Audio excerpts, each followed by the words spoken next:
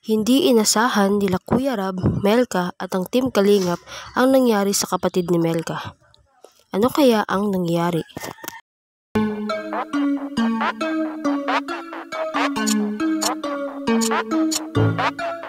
Sukidesu. Pinuntahan muna nila Kalingap Rab ang lugar kung saan tinatayo ang bagong bahay nila Melka.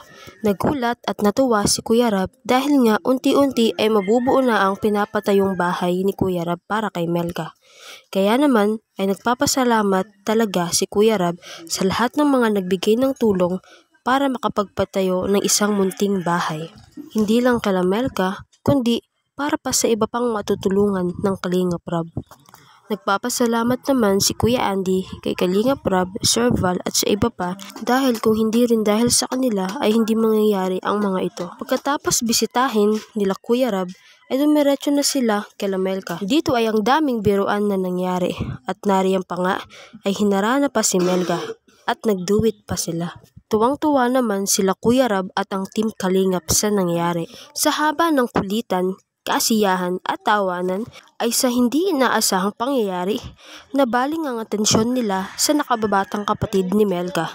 Nasagi kasi ng motor ang kapatid nito. Buti na lang sa may bandang paa at hita lang ang tinamaan at hindi naman masyadong malala.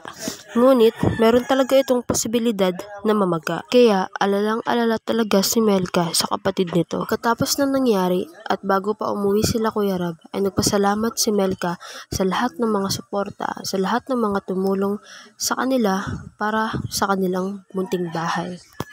Ang reaksyon ko sa episode na ito ay hanggat kaya nating tumulong sa kapwa, tumulong tayo nang walang hinihintay na kapalit.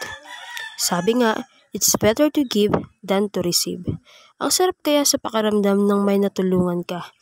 Tapos, yung natulungan mo, sobrang saya at sobrang ganda ng ngiti. Para sa akin kasi, kung ikaw ay isang mabuting tao at mabuti sa kapwa mo, maraming magmamahal talaga sa'yo. At sa part naman ng kapatid ni Melka, ika nga ni Kuya Rab, sa lahat ng mga motorista ay magdahan-dahan po tayo magmaneho, lalo na kung pakurbada ang daan.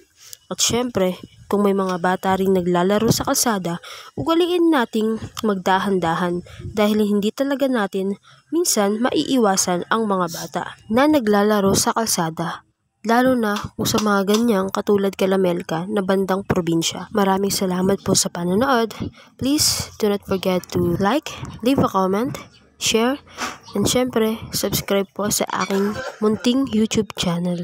Maraming salamat po ulit. See you on my next reaction.